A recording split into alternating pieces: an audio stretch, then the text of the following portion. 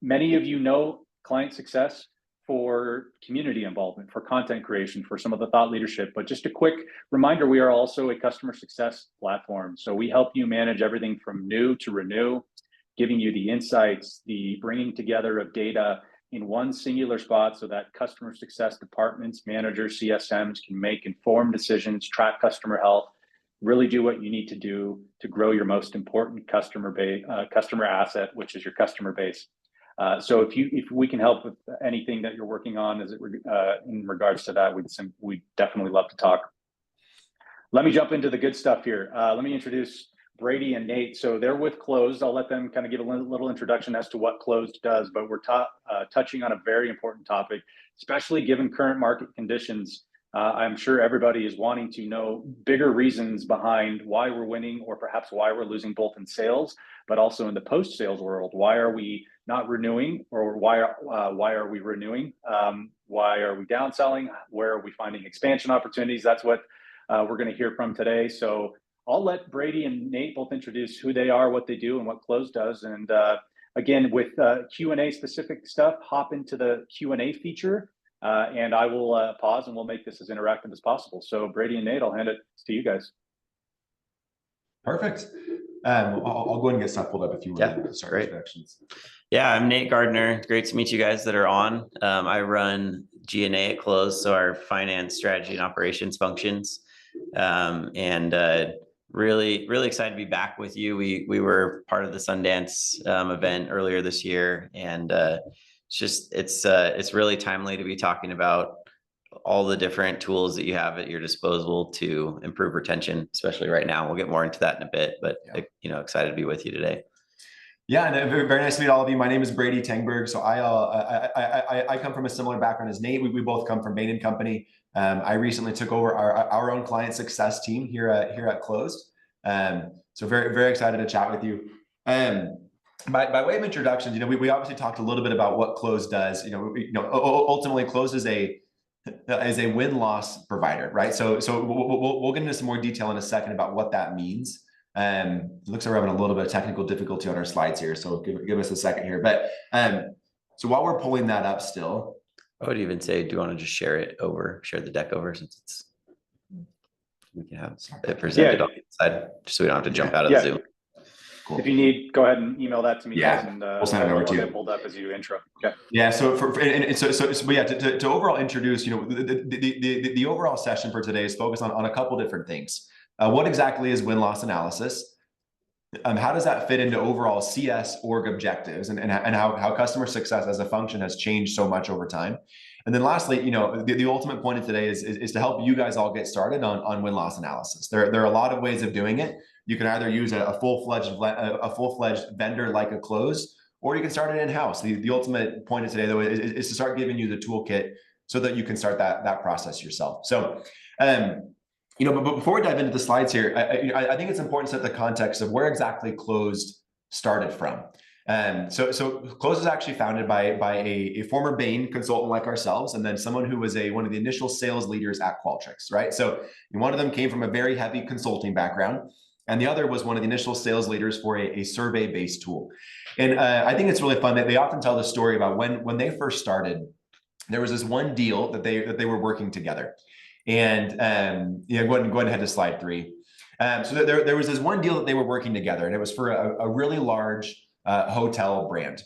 And this deal was at that point in time, it was going to be one of the largest deals in this company's history, in Qualtrics history. And it was a really big deal for the whole company. And they ended up losing this deal. And the CEO, the COO, the head of sales, everybody really got into a room and was like, what happened here? I thought we were in a really good spot. I thought I knew what the customer was going to do. And as they sat around that room, they came to realize that pretty much every single person in that room had a different perspective as to what happened. And as they were sitting there, they realized there was one person in that deal who didn't have a voice in that discussion, and it was the customer. So they sat there and they were like, you know what? We all have our own opinion, but at the end of the day, it doesn't really matter what we think happened in this particular instance. What matters is what our customer thought happened in this particular deal. So they did it. They ended up having someone from product marketing go and call the customer, and it ended up being that there were a couple of other nuances in the deal that they didn't even know about. So Spencer and Andrew, our founders, realized, there really is something in this space where you don't need full-fledged 100-slide consulting projects, but you also need more than what a survey can offer. So really win-loss analysis and this idea of doing a systematic approach to win-loss was overall born to solve this problem of how can we help understand why we are winning and losing deals and be able to remedy those problems. Yeah, and then to do it at a scale where you have full pipeline coverage so that you have visibility across the different deals that you're doing and a high enough end that you can trust the results. That's the other thing that's often difficult with going off and doing a couple interviews on your own, is you don't know if it's representative. And then with surveys, you just don't always get the depth of insight that you need. And so ultimately that's where Clozd was born, was to go off and solve that problem. Yeah, exactly. Yeah. So ultimately, if you want to actually hop one more slide forward as well, sorry about that. So ultimately, as you guys are sitting here in this room, I'm sure a lot of you are thinking, okay, great. We have two former consultants who've now joined this software company that was designed to help sales leaders win more deals. Like how exactly does that all fit together, and why are we here? Well, ultimately, what we've started to notice is that winning deals is no longer just a sales problem. All of us in CS, myself included, have been asked to take on so much more. We're asked to do low touch CS, go win deals, drive revenue, drive expansion. And ultimately our customer journeys are very complex as well, which has led us to this point where CS leaders are now a crucial piece of this puzzle, where we need to go and figure out why we're winning and losing deals, even more than sales and even more than other parts of the business as well. Yeah, for sure. So if you want to roll forward to 6, there's a few key themes that we've seen pop up in not just in 2023, but over the last couple of years. And I've had the opportunity to follow customer success as a function kind of on its journey from inception. And while I was at Bain installing customer success for the first time at a lot of different companies, we then got to the point where we got really good at instrumenting customer success, things like NPS and CSAT scores and customer health and all these tools like client success that can get you the data that you need to understand how to help your customers. And now with this tech recession, we're kind of in this new wave of the boards asking customer success to do even more. And some of the key themes that we saw with a lot of our customers over the course of this year was a board ask for customer success to be the main team stabilizing retention in the downturn. All of a sudden, we've got all this pressure on margins, renewal, retention, things like that, looking to customer success teams to figure that out. Simultaneously asking customer success to help improve profitability and go-to-market efficiency through driving expansion. And so all of a sudden, you're starting to see customer success, qualified leads or CSQLs, all the way up to asking teams to be commissioned or quoted on expansion targets. And then also downsizing the size of team or having more ARR per customer success manager to drive better profitability. So also asking, on that, do more with less. How can we do a bunch of tech touch, scale size CS teams, things like that? And then importantly, driving customer advocacy so that they can, our customers can teach each other, help retain each other, and have more community, things like that. So those trends have all been happening over the last couple of years, but I think 2023 has really pushed CS teams to the brink of just asking us to do a ton. And so what we want to talk about is how win-loss, or kind of building the muscle of collecting better voice of the customer, can help you with a couple of these, and in particular, these two on the left side. And so we might, if you just click to 7 really quick, we might just change our definition slightly to include why you retain and churn customers as well, as you think about feedback collection from your customers. So the prior company I was at was Podium, and I just want to talk about their journey a little bit, because I think it's really representative of what's happened with customer success teams over the past couple of years. And really just thinking through why you should include customer interviews in your feedback collection that you're doing. So Podium had a very scaled customer success team with over actually 100,000 locations that were on the software platform. Podium is a software that helps local businesses like an auto shop or a hair salon manage their customer base. So it's effectively a CRM for those types of companies. And so their tech touch at Podium is extremely important. Their customer success teams are managing hundreds of customers per person in some cases. And they were fully instrumented. They had a really sophisticated NPS section that was collecting NPS across the customer journey. Every interaction with support or a CSM, people were getting a CSAT score. We had really solid health scoring and a really good CRM for the customer success team. And then we actually had dipped into artificial intelligence, and we were doing a bunch of predictive retention, predictive expansion, all of that. So Podium was really, really well tooled at sort of like your scaled analytics to help customer success be successful given this huge customer base. And what was interesting as we were looking at the health of our base is all of those things were coming back very positive. We had really good reviews. Our NPS scores looked really good. But over a couple of years, we found that we started to have a pretty big churn problem, and it wasn't showing up in any of that data. And so ultimately what we did is we went out and started talking to customers. We started by trying to call them and found that that was actually really difficult to get these super busy business owners on the phone. And so we ended up starting to go on site actually and go visit these customers.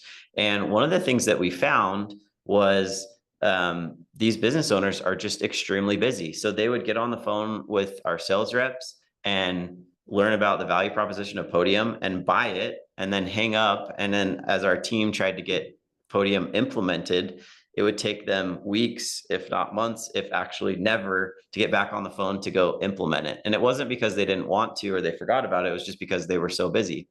And so from some of these learnings, we actually started a live onboarding where the second we closed the deal, we would pass them over to our customer success team, kind of like a phone call handoff, and immediately start implementing because we actually had them on the phone already and we were ready to go. But the interesting thing about that is, with a sample of 5 to 10% that we were getting across all of our analytics, we were missing this very important group of ultra busy business owners that didn't show up in our data, but was actually driving our churn. And it was driving our churn because we weren't getting them implemented. And had we not gone and done maybe something less scaled, like interviews or actually literally driving to their stores, we wouldn't have been able to collect that data and get those insights. And so the interesting thing about win-loss is, as you think about interviews as maybe a interview first approach, it feels less scalable, but the depth of insights is so good and so important that it can give you answers to questions that all of your other systems aren't getting. And so it's actually a really good complement to the other tools or other instrumentation that you might have already put into customer success. Exactly.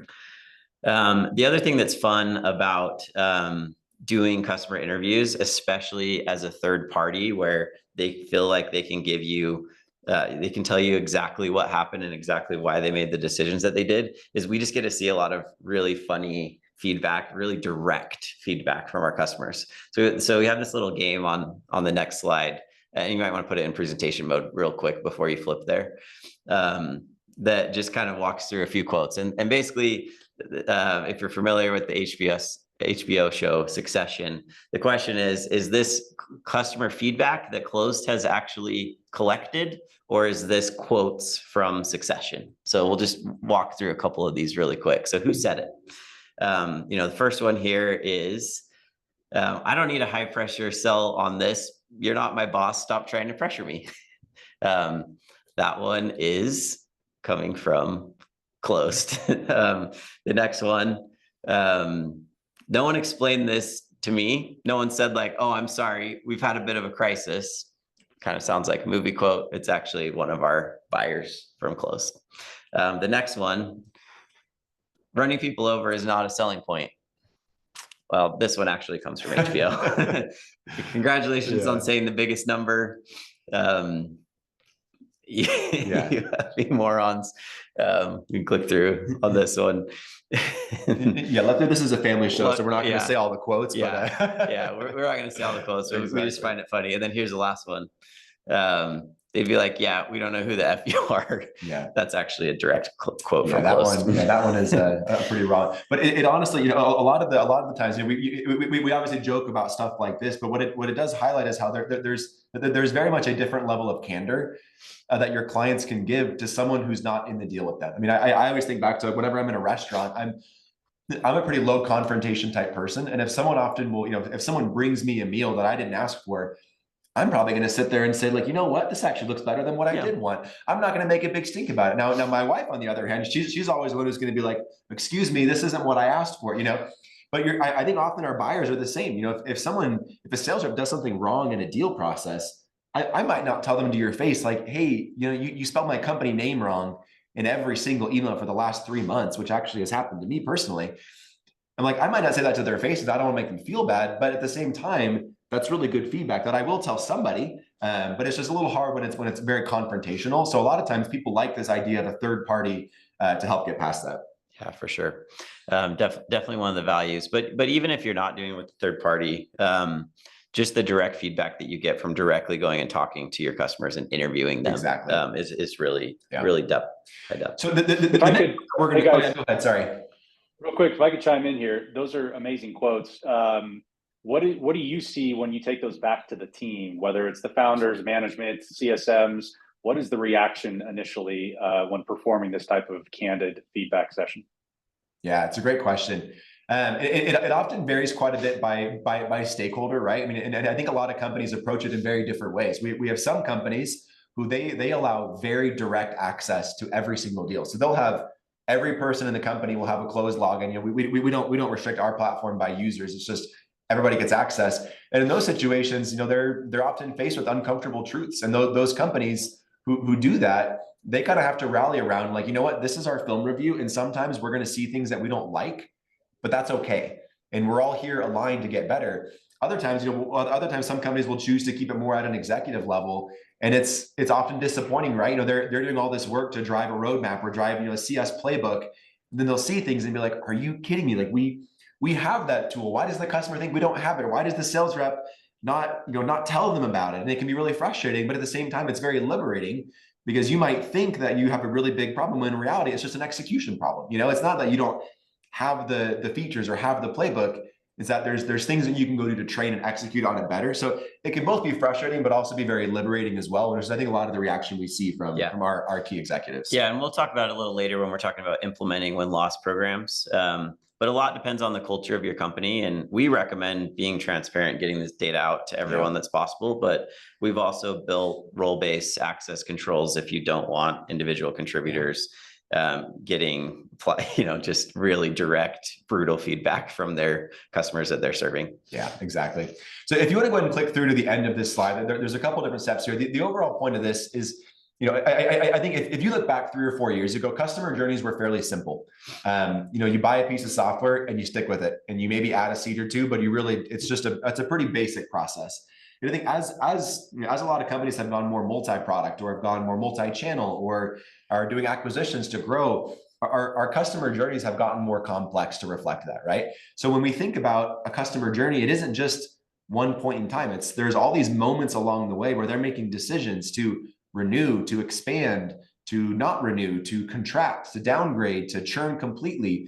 And at each of these different moments in time, there are decisions that are being made that we might not have the full context into. So when we talk about win-loss, and you can go ahead and go to the next slide. And when we talk about win-loss, there are a lot of different types of interviews that you can do. Obviously, for loss interviews, these tend to be more geared towards sales. But when we think about a new business win interview, as a CS leader, the way that I use these new business win interviews is to basically give me a complete blueprint for what that customer sees in terms of value.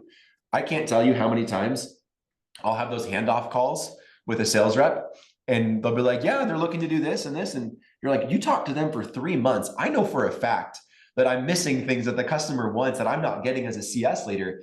And that's hard. I can't go build an account plan or a growth plan if I don't know the full context. So a win-loss interview can give me their exact quote of, this particular customer, they purchased and they were looking to drive Q4 pipeline. So if I go and I'm generating pipe for Q1, I've missed the boat. So as a CS rep, I now have a blueprint or a playbook to go and execute on that effectively. The other thing you see that's important in new business wins actually is how the implementation process is going. Very true. And what's interesting is you'd think of win interviews as all rosy, why we love you, why we think we selected your team and your product. But a lot of times we'll actually find at-risk accounts in new business wins because the implementation process isn't going well. So the other thing we do when we do these new business wins is flag at risk. And that can help a customer success team immediately go triage that account that we're celebrating as a win, but actually is already potentially at risk. Yeah, exactly. Yeah, if I can ask a question here, guys, and I did pop up in a poll. It does look like at least 70% of the audience is doing some sort of win-loss analysis, which is great. One of my questions is, have you seen with customers you're working with, and would you recommend bringing win-loss analyses sometimes earlier into the journey? Would you ever do a win-loss analysis? You wouldn't call that, but some sort of analysis post-implementation. Maybe there was a mid-cycle downgrade. And what do you see there? Would you recommend some of those types of analyses with teams throughout the life cycle?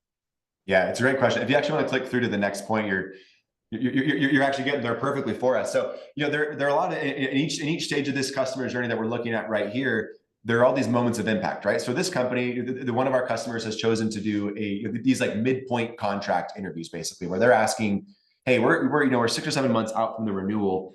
How likely are you to renew? What's going well? What isn't, et cetera. So for this company, they sold this multi-region product. This is actually a payroll software. And the customer on this quote was saying that implementation has just been a disaster, and they actually had already turned it off in one of the regions. So if I'm a CS rep on the other end of that deal, I might not even have known that or seen that, but this account is very clearly at risk. If we don't change something soon or fix this implementation process, or if we don't know if this is an isolated incident or if this is a broader problem, then I don't have, then I'm not going to know how to go fix the root of this. So if you want to click through to a couple more of these. Just my thoughts on that question. Brady said it best. I would be collecting feedback at the moments of impact. So if you're an ERP or really hard to implement software, you might want to slide that up to right after implementation is completed, at least from your end. If you're a relatively easy process, maybe you do it a little bit later, like at 9 or 10 months, right as you kick off the renewal process, something like that. But just, every customer journey is unique, but you're just going to want to find where are the spots where the customers are making a decision about us for years to come. And I want to know immediately their pulse on that. Yeah, exactly. And obviously you guys can look through a lot of these quotes, and we'll send these materials out afterwards as well. But I think that this last quote is one of my favorites. I can't tell you how frustrating it can be sometimes as a CS leader when you see these churns come through, and you sit there and you're like, man, we heard from them 2 weeks ago that they were ready to expand, and we had paperwork out. They had a new SOW. And those are really hard conversations. And it can be frustrating because you often, a lot of CS leaders, we like to look inward and say, okay, what more could we have done? And you look at a quote like this, and then this is actually from one of our cybersecurity clients, and it is brutal, right? And this person said, this company's UI is a dumpster fire. It's a complete disaster. This in the very last part of the quote, this company seems to think they're just special or something. I don't know who dreamed up the UI, but it's just horrible. Now, if I'm a CS leader, I'm looking at that and saying, hey guys, I can go have as many QBRs as you want me to go have. Product, I need you to help. I can't win back customers like this without you guys being a part of this conversation. So what's great is that win-loss analysis at any point in the journey, it just puts the customer, it puts the entire executive team and the company all together on the same side of the table, pointing at the customer, as opposed to what happens more often, which is people in the company pointing at each other and saying, this is a product, this is a sales issue. This is because sales isn't getting involved post-sale. It really just aligns all of you on the same side, pointing at the problem as opposed to pointing at each other. Yeah, and I'm sure you've all been in discussions where you've started to hear from customers that something that's not in your function is a problem, and you don't have the ammunition to go actually make that happen. And so what's nice about win-loss is we can separate what are anecdotes versus themes. Exactly. And because the product team is very rightfully wondering if this is representative or not when you see something like this. But if somebody like Brady can come to a head of product and say, hey, I've had 10 churns in the last couple of quarters, and all of them have talked about the UI, like, we really need to look at redoing this, you know. Exactly. It just gives you a lot more to work with. Can I ask? Have those cross-functional conversations. Yeah, let me ask you a question here. This actually came up in an earlier session this week. Folks who are trying to perform these interviews, these analyses together, product is a big theme. What do you suggest by way of like an intro or like at least a V1 of reason codes, whether that's whether we lost a deal or whether we lost an expansion?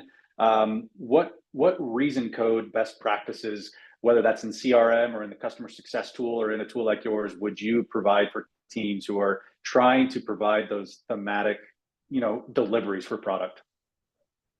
Yeah. So it's interesting. We do a lot of data comparisons across the data our customers collect in their CRMs, and then what they actually learn about in like a win-loss program. And a lot of times what we find is those reason codes are often wrong. And a lot of times it's because the sales rep or the customer success rep doesn't actually know why the buyer decided to do what they meant to do. And so we find that a lot of times what you have in your system versus what the buyer says is wrong. But I don't think that means it's not worth still collecting that data, because you want as much data as you possibly can, and you just have to recognize how accurate different types of data might be.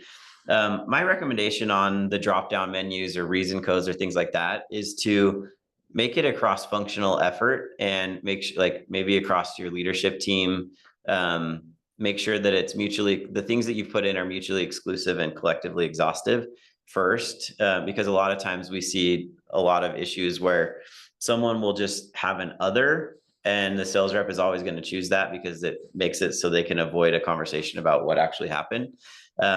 But then also making sure that those are easy to understand for your reps on the front line who are doing it, and just not to overwhelm. So those are ones where too much detail can get you in a lot of trouble, but I just find that maybe 5 to 10 things across the company that are most likely to be a reason, and then to make sure that they're mutually exclusive. So if you want to go ahead and click through to the next couple of things, I think the ultimate point of all of this, right, is to actually drive value. And building an internal win-loss program or contracting with a vendor, it's an investment. It requires time. It requires executive time and attention. It usually is executive driven, and often you're not going to do that unless you feel confident that you can get something out of it. So the customers that we work with who tend to get the most out of their programs, they invest a lot into it, right? But when you see results, that's what makes it all worth it. So this quote actually from one of our customers from Clearbit, they focus a lot of their program on this post-sale process. So they focus a lot on after their initial sale, how do you drive expansion, churns, et cetera. And I won't read the full quote, but this particular customer, that they were able to see a 10% gross retention improvement, and not like a 80 to 88 or something like that, but an actual 10 percentage point improvement, which is incredible. And not every single customer sees this immediately. However, what I think really highlights is the whole point of this is to actually drive value as a company. And there are occasionally times where I see customers who don't get a lot out of win-loss, and it's usually because they're not bought in as a team on executing it effectively.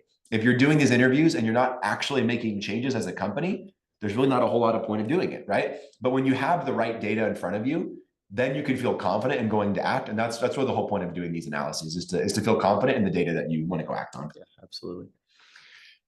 So I think, just for sake of time, we'll probably, if you want to click through this whole section and just show all 6 boxes on here. So when I think about win-loss analysis, there really are 6 steps of this.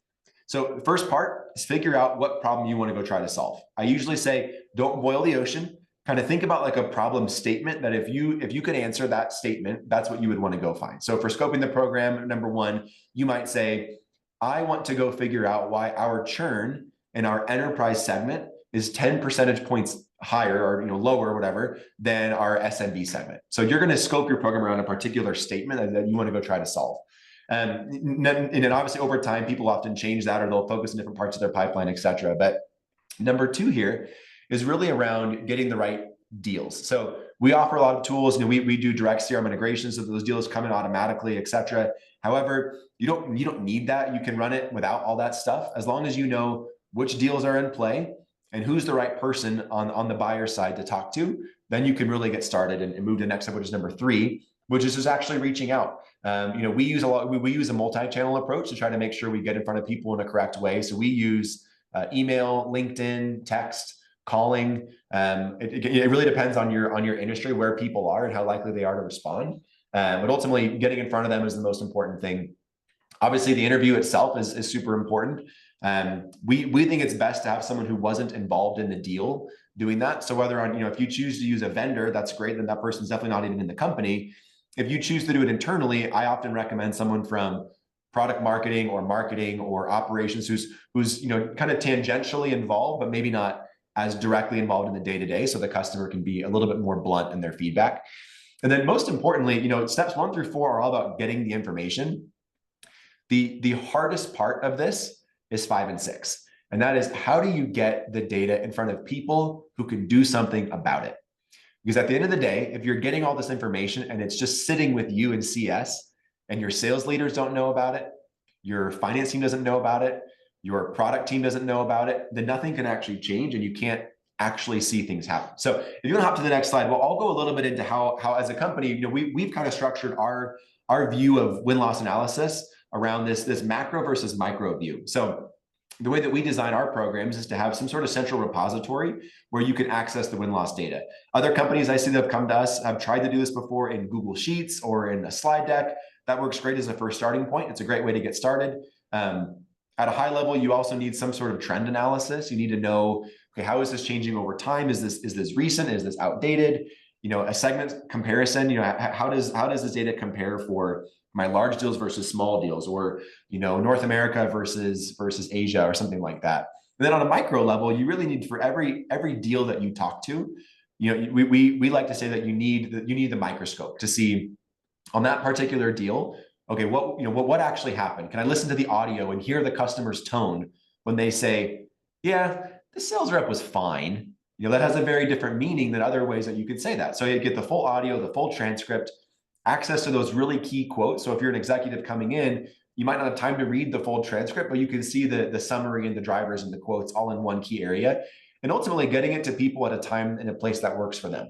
So if I'm an executive and I don't know these interviews are coming in because I never see them, or I'm waiting until the end of a quarter to learn why I've lost deals the previous quarter, it can be too late. So we say every individual deal should have some sort of mechanism to get in front of the people who can do something about it in an effective way. So we use Slack or Teams or email to automatically push these insights, but there are a lot of ways of getting that same approach as well. Yeah. The other thing I just add is you want to get information that's time sensitive out immediately. So if you find a deal that says, hey, we ended up not going with anyone, but we'd really like to reevaluate this next quarter when our budget visibility is better, you want to make sure that immediately gets to a sales rep who sets a task to go reach back out. If you see an at risk after a win, you want to make sure that the rep owning that account can go triage that immediately, things like that too. So that's the one other thing I'd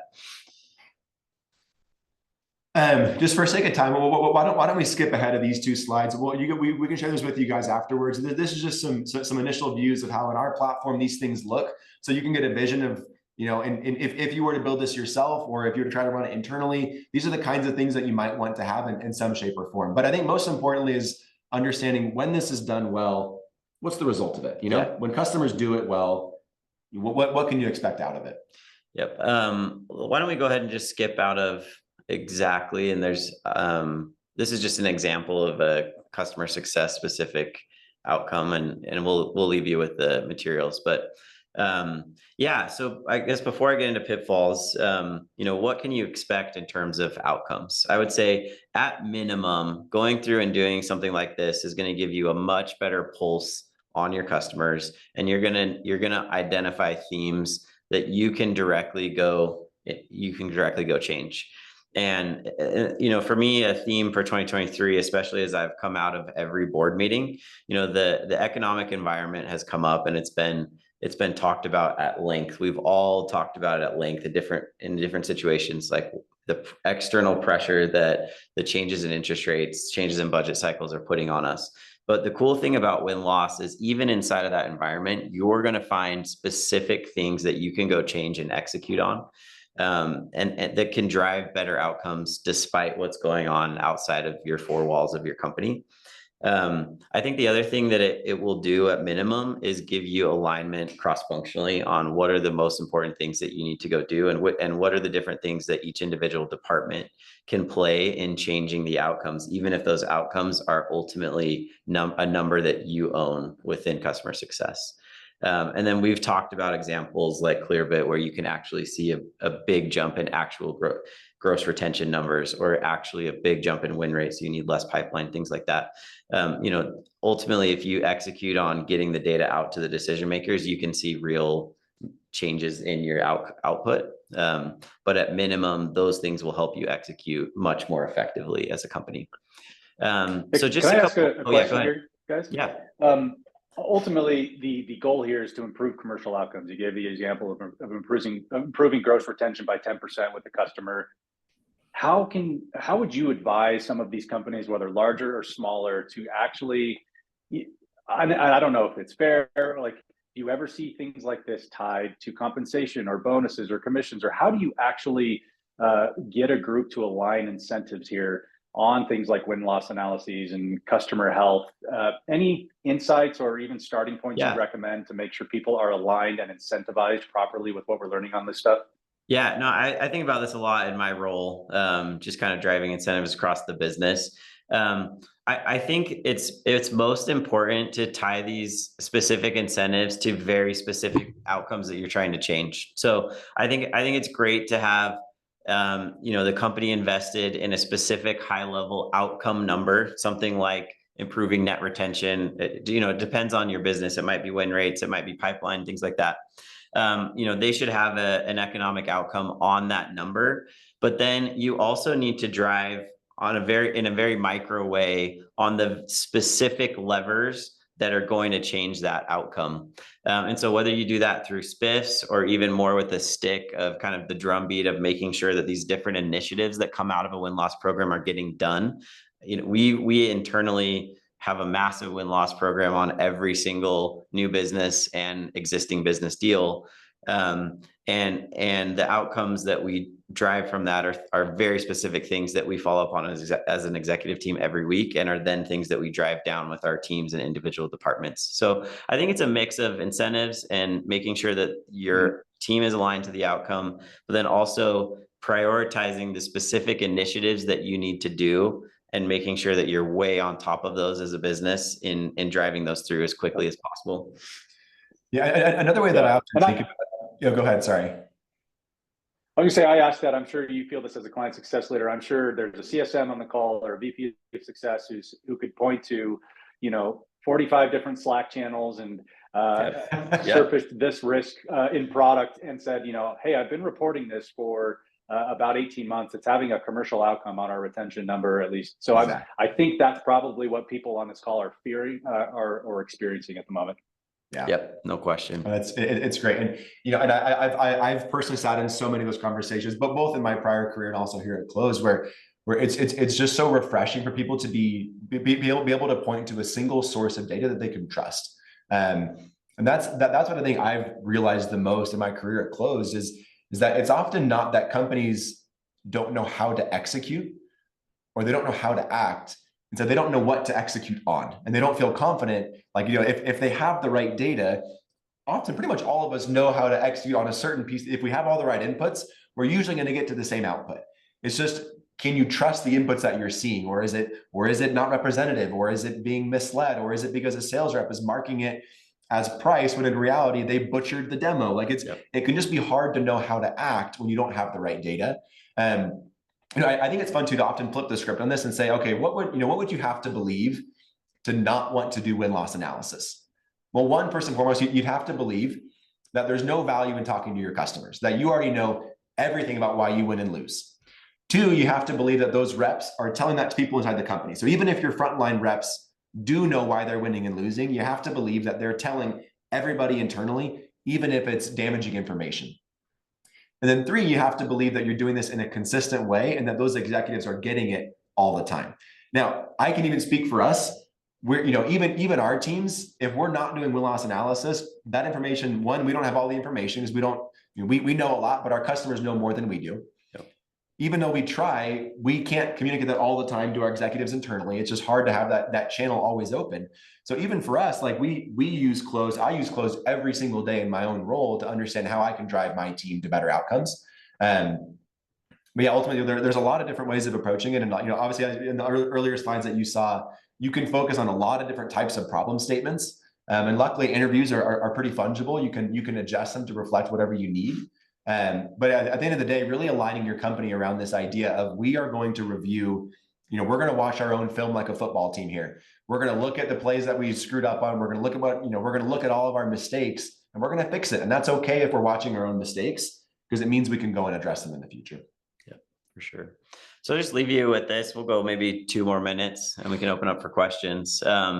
Just some pitfalls that we've seen across programs, that especially as you're standing this up for the first time, or I know a lot of you are already doing this in some form or fashion, as you're expanding these programs, just a few things to think about. So we mentioned with our succession, slide that it's important to promote a feedback culture, because a lot of this feedback becomes very direct, and we find that it's best for companies to be transparent with this information and share it out. And that just means that people need to feel safe receiving it and acting on it, rather than seeing a lot of finger pointing. When you're standing it up, you want to be very explicit with what you're trying to go build. And a lot of times some team, whether it's a CS operations team or a RevOps team or a marketing team is driving this, you want to be very explicit what you're trying to build, because this can be interpreted a lot of different ways and it's very resource intensive. And so you want to make sure that you're spending those resources effectively. You want to make it very collaborative and cross-functional. We want to get all the other leadership involved so that we're all looking at the same data and acting on it. But ultimately, you're going to want one champion that just owns it and is responsible for it. And if retention is the most important number in the business, which I know it is for most companies, probably everybody here, it might make sense for your function to own it. And then the last thing I'd just say is make sure you do it at scale. We've seen a lot of do-it-yourself programs that are not done at scale, where they've taken a handful of feedback, thought of it as representative across the business, and then made some of the wrong decisions with resource allocation and execution. So you want to get as close to full pipeline coverage as possible. There are lots of ways to do that. You've got drop down, everything as simple as a drop down menu, to surveys that you send out at different points of the customer journey, to interviewing, to like actually going on site and visiting, and you can do anything across the spectrum.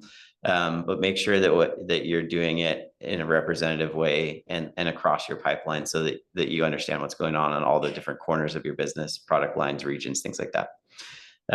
So that's what we'll leave you with. If you flip to the next slide, we've got a couple of resources for you. So first, this is our kind of full-on white paper, our definitive guide to how to get started with win-loss analysis. If you sign into this QR code, you'll get that, as well as a demo video about our platform. And then we're also happy to offer you a free win-loss interview, just so you can get a feel for the depth and types of output that you might get from it. And then if you can just flip to the next slide for just 1 second, and we can flip back here. One of the things we did when we were all together at Sundance is huddled everyone that was there into a breakout session where we actually thought through all the different points of the customer journey. What are some specific questions you might want to ask your customers? And so this is crowdsourced across your peers. You may want to take a screenshot of this while it's up. We'll also send the deck out, but I think this is a really good set of interview questions to get started that you could think about implementing into some of your different surveys that you're running, or if you're going to start talking to customers, some things that you can use. So maybe if you could just flip back real quick to that QR code, and then we can kind of break for questions that you guys have as you're thinking about this. Well, thank you. This has been awesome. If you do have a quick question you want to get to Brady and Nate here, pop it in the Q&A. You actually answered my question, which was specifics on questions. So I think this slide is going to be super helpful. We'll make sure we'll send it out because your data is only as good as your questions that you're asking. So that'll be really awesome for the teams to see this. We'll give it maybe just one more second for Q&A. Other than that, Brady and Nate, really appreciate this. This is so top of mind. We need to understand why we're winning, why we're losing. We'll look forward to sending this out to the folks on the call to certainly check more from what you guys offer. And hopefully you have some information now to get started today. You don't necessarily have to wait to get started with this type of analysis. So really appreciate everybody joining kind of as we head into the holidays.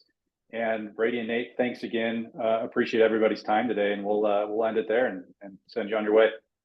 Actually, wait, we got one. Oh, awesome. Great session. Just some feedback. Yep. Perfect. Thank you. We'll take all the kudos and give them to these guys that we can. Appreciate it, guys. Yeah, thank you. Have a great holiday. All right.